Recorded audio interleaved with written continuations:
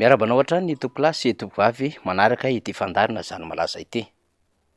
Androany ho amin'ny fandarantsika ity de resaka ny tontolo ara-piarahamonina sosialy sy ekônomika ary politika mitambatra isika satria rehefa mandeha midina eny amin'ny fiarahamonina eny amin'izay sehatra ahafahana mifanerasera mivoaka, na io eo amin'ny sehatra ratsy, na io eo amin'ny sehatry ny fifaliana, na ihany koa eo amin'ny sehatry ny asa sy amin'izay rehetra aleka hifaneraseran'ny olom-pirenena na ny tena amin'ny mampanongazety ny tena mifandray amin'ireny olom-pirenena ireny dia saika fahakiviana no taratra amin'ny tarehy ary alahelo sy fahasorenana no mivoaka amin'ny vavan'ny olom-pirenena.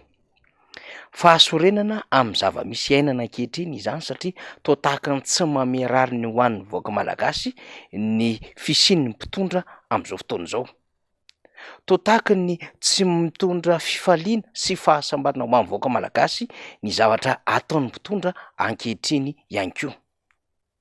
Ary toa ohatry metimety amin'ny mpitondra izany fahasorenana sy fahakiviana ny vahoaka malagasy zany ny amin'ny hoe tsy te herika politika ary leombonanina tsy tia zava-boribory ny vahoaka malagasy de hatrany amina fifidianana avy no tsy tiany ny handray anjara na haneho ny safidiny amin'ny fotoam-pifidianana. Diso be anefa zany fanapahan-kevitry ny olom-pirenena zany satria ny fifidianana mihitsy no vao mainka anehoana ny tsy fankatoavana olona iray na ny fankatoavana olona iray. Ka rehefa tsy manjay anjara ianao anatin'izany fifidianana izany de ny hafa sy ireo zay mieritreritra anao kilalao maloto na daola makota no maka ny anjara andraikitrao sy ny anjara safidinao, ka tsy am'izay olona nieritreretinao fa tokony hitatana ny firenena no ho tonga amin'izany fa reo olona zay manam-pikasana ratsy na reo olona izay mety manao hevi-diso eo anivon'ny fiarahamonina no miverina indray hitatana ny firenena. Izay le ambarantsika diso ny mahalala fonosina na mampiseho fahakiviana eo anatrehan'ny zava-misy ankehitriny.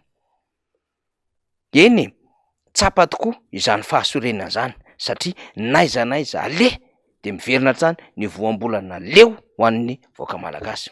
Leo delestazy, leo tsy fandriampahalemana, leo tsy fisina, leo kolikoly, leo laingalainga, leo fampanantenana pôkaty atao mitondra, leo fantrana, leo faneriterena, leo fampitahorana, leo skandala, leo ady an-tsena mpitondra ihany koa, leo halabolam-panjakana, leo tsy fandraisam-bola am'ireo asa atao amin'ny fanjakana, leo amin'ny androny maro ny vahoaka malagasy ary zany vahoaka malagasy leo zany dia amin'ny akapobeany zava-misy iaina mihitsy no mahatonga azy ho leo raha ny zava-misy taratra eny amin'ny fiarahamonina. Le vahoaka malagasy zay nieritreritra fa manana fifaliana, le vahoaka malagasy nieritreritra fa tena manana fahavononana sy fahasahiana hiavitra, hanavitra ary hanao zay mety ho an'ity firenena ity no miraviravy tanina ankehitriny. De tsy betsaka am'ireo tanora, betsaka am'ireo vatona sonotry ny tany no mitsoaka miala amin'ity Madagasikara ity satria leo amin'ny lafy maro hoy isika.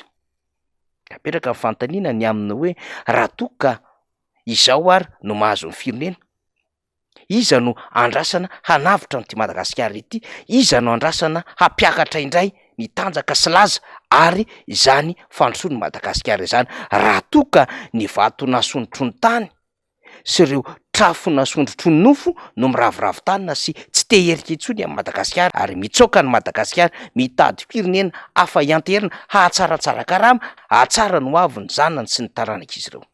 Iza hoy isika ka raha mahatsiaro tena fa malagasy ianao, raha mahatsiaro tena fa tia an'ity Madagasikara ity de ady farany ity, ady tsy hifamila filana sy hiandrasana an'izy miankina amina olom-pirenena zany fijoroana izany ary manomboka amin'ny fanoratana ny anaranao olom-pirenena ao anatin'ny lisam-pifidianana satria izany no hibatany fahafahanao mandritry ny 5 taona ho avy ary ho ampiasainao ao anatin'ny 10 taona manaraka satria hisoratra ao anatin'izany lisam-pifidianana zany ao anatin'ny 10 taona ny anarantsika olom-pirenena satria afaka 10 taona vao misy indray ny fanavaozana ny lisitry mifidy arak'izao anatanterahana azy izao. Izany no nitondrantsika nyity fandaharana ity amin'ny fankahirezana ny vahoaka malagasy satria tsy mora ny adidy miandry ny vahoaka malagasy. Ho an'ny fiainan'ny firenena dia zava-dehibe ny fananana ray aman-dreny, indrindrandrindra ray aman-dreny izay mitarika eo anivon'ny fiangonana. efa nisy fanambarana nataony FFKM mba ho fampirisihana ny olom-pirenena indrindrindra andray anjara amin'ny fifidianana. Ary farany teo vao tamin'ny herinandro iny dia nandray ny afatry ny fivononam-ben'ny eveka isika nampirisika ny amin'izany fifidianana izany ary ny ho fijoroany ny olom-pirenena handray anjara mavitrika amin'ny fanaraha-maso ny anarany ao anatin'ny lisitry mifidy.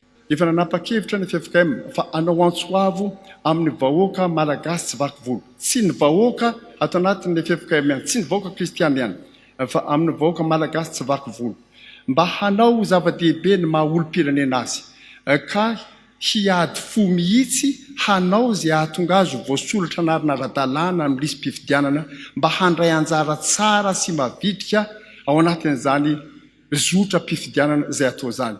Miantso ny vahoaka malagasy manontolo ny FFKM mba ho olom-pirenena vanona sy tompona andraikitra, adidintsika ny mijoro fa firenentsika ity dia isika no sarotiny amin'ny zotra-pifidianana zay atao.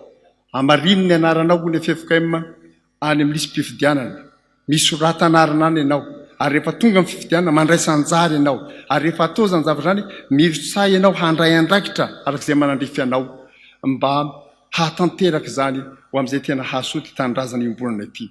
Ny fahamarinana ihany no manandratra ny firenena, dia isika rehetra no hiaraka ho sarotiny hiady mba hitandrony zany fahamarinana zany. Miantoka no avitsika ny fifidianana. Hiatrika fifidianana isika amin'ity taona ity. Adidy amin'ny maha olom-pirenena sy amin'ny maha kristianina izany. Manomboka hatrany amin'ny fanaraha-maso ny fisoratananarana amin'ny lisam-pifidianana ka hatrany amin'ny fandatsaham-bato sy ny fiarahana manara-maso ny voka-pifidianana. Aoka nefa isika tsy ho alay-panahy tsy hifidy, na sanatria taona ny hafa tsy hifidy noho ny toa tsy fahombiazan'ny fifidianana tany aloha. Tsy ho very ny ezaka ataon'ny tsirairay sy iaraha-manao, fa anjara biriky amin'ny fitiava-tanindrazana. Ny feon'ny fieritreretany, ny tokony baiko ny tsirairay, masina sarobidy ny feon'ny fieritrereta, satria ao no ienotsika ny feon'Andriamanitra, ko aoka samy saro-piaro amin'izany. Arak'izany ara dia milanao ny firenena ary malagasy fotoana zao hijoroany ny tsirairay mba hampisehoana indray fa mbola manana reo tia tanindrazana hiaro azy Madagasikara ka tsy amela eo ampelantanany mafia intsony, tsy amela eo ampelantanany mpandropa intsony, ary tsy amela eo ampelantanany reo mpanao kolikoly sy ireo fanitry be ny firenena amin'ny alalan'ny fanondranana antsokosoko ny arena ato aminy na ambany tany na ambonin'ny tany na amin'ny alalan'ireo zava mananaina sy ireo zava-maniry samy afaka hitrandraka tsy ampeverana ary hamotika tsy ampeverana an'ity Madagasikara ity. Ny fifidianana ho avy eo dia heverindrehetra fa hanovanjavatra ho an'ny firenena. Ko izany indrindra no hilaina ny fijoroany rehetra mba ho fifidianana fanavotam-pirenena ny fifidianana filoham-pirenena 2024. Manomboka ho isika amin'ny fanoratana ny anarana ao anatin'ny lisam-pifidianana izany mandra-pahatonga ny famoahana amin'ny fomba ofisialy ka tena ho fifidianana madio mangarahara ary azony rehetra antoka ny fifidianana ho avy eo, ka ny rafi-pifidianana rehetra na système électoral mife izany tontolo mpifidianana izany no heverina fa hanana izay tena hoe fahadiovan'izany. Mihitsy mahatoky isika fa ny fivorian'ny antenimieram-pirenena zay hanolorana an'ireo volavola mpanitsiana lalam-pifidianana sy ny fandrafetana anseny dia efa dingana hatongavana manova amin'izany rafi-pifidianana système électoral eto Madagasikara izany. Mbola varimagatsika miandry koa nefa ny fanatsarana sy fanovana ny fomba fiasa sy ireo mpandrafitra ny fitsarana avo momba lalam-pandrenana. Zay aloha ny azo ambara, zay ny azo araina, makasitraka tompolahy, makatela tompovavy.